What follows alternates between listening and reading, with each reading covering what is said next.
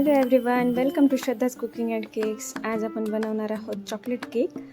Chocolate cake बनवण्यासाठी मी आधी चॉकलेटचा sponge तयार करून घेतलेला आहे आणि त्याचे 2 स्लाइस कट करून घेतलेले आहेत. जर तुम्हाला 3 स्लाइसमध्ये करायचं असेल तर तुम्ही 3 स्लाइस पण कट करून घेऊ शकता. त्यानंतर मी खालच्या स्लाइसला व्यवस्थित मॉइस्ट करून घेतलेला आहे. केक मॉइस्ट झाल्यानंतर त्याच्यावरती आपण क्रीमची एक लेयर टाकलेली आहे. जर तुम्ही बिगिनर असाल तर असंच पायपिंग बॅगने क्रीम टाकल्यानंतर आपल्याला प्लेन करायला सोपं जातं. क्रीम प्लेन झाल्यानंतर आपण त्याच्यावरती ॲड करत आहोत चॉकलेट सिरप. चॉकलेट सिरप व्यवस्थित भरपूर प्रमाणात ॲड केल्यानंतर त्याच्यावरती मी ॲड करत आहे चॉको चिप्स. चॉको चिप्स पण मी जास्त प्रमाणात ॲड करते, जेणेकरून आपल्याला प्रत्येक बाईटमध्ये त्याची टेस्ट खूप छान लागते. त्याच्यानंतर मी वरचा स्लाइस ठेवलेला आहे.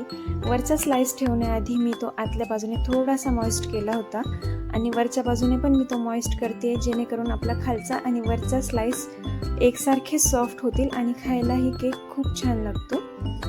त्यानंतर आपली एक्स्ट्राची जी बाहेर क्रीम आली होती ती मी सर्व साईड्सने पॅक करून घेतलेली आहे आणि वरच्या बाजूने परत एकदा क्रीमची लेअर लावत आहे. आपण व्यवस्थित क्रम्बल कोट करून घेणार आहोत. मी जास्त क्रीमचा यूज न करता थोडी थोडी क्रीम घेऊन ती व्यवस्थित सर्व बाजूने पसरून घेत आहे. अशी क्रीम सर्व साईडने पसरवून घेतल्यानंतर आपले व्यवस्थित क्रम्बल कोट करून घेतल्यानंतर मी केक 5 मिनिट फ्रीजमध्ये ठेवणार आहे.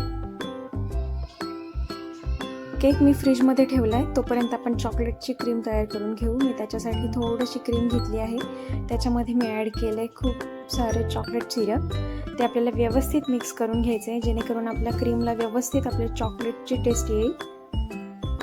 जर चॉकलेट सिरप नसेल तुम्ही चॉकलेट ट्रफल ॲड केलं तरीही चालतं. व्यवस्थित मिक्स झाल्यानंतर मी केक बाहेर काढून घेतलेला आहे आणि त्याला परत मी पायपिंग बॅगने आपली चॉकलेट क्रीम लावत आहे.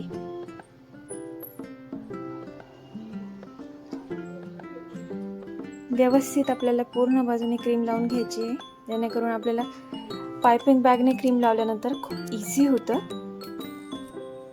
स्प्रेड करणं.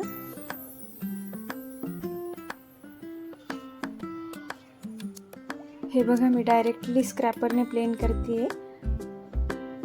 जर आपण पायपिंग बॅगने क्रीम लावली तर आपल्याला केकला फिनिशिंग खूप लवकर येते. आपली केकची फिनिशिंग झाल्यानंतर मी इथे 1M नोझल घेतलेला आहे.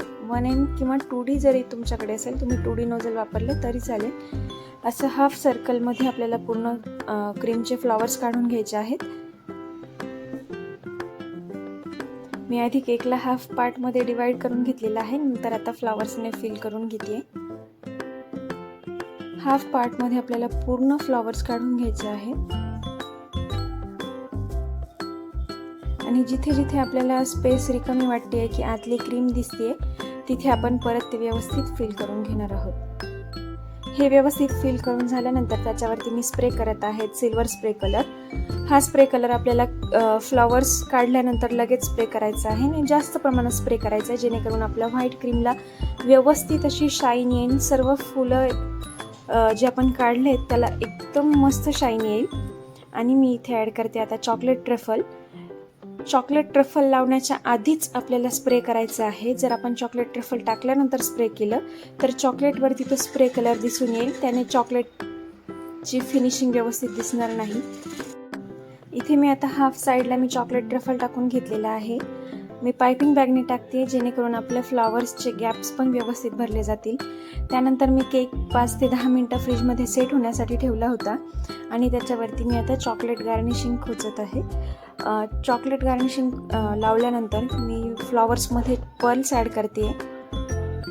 पर्ल्स ॲड करून झाल्यानंतर त्याच्यावरती मी सिल्वर स्प्रिंकल्स जे आहेत, सिल्वर स्प्रिंकल बॉल्स, ते पण ॲड करणार आहे.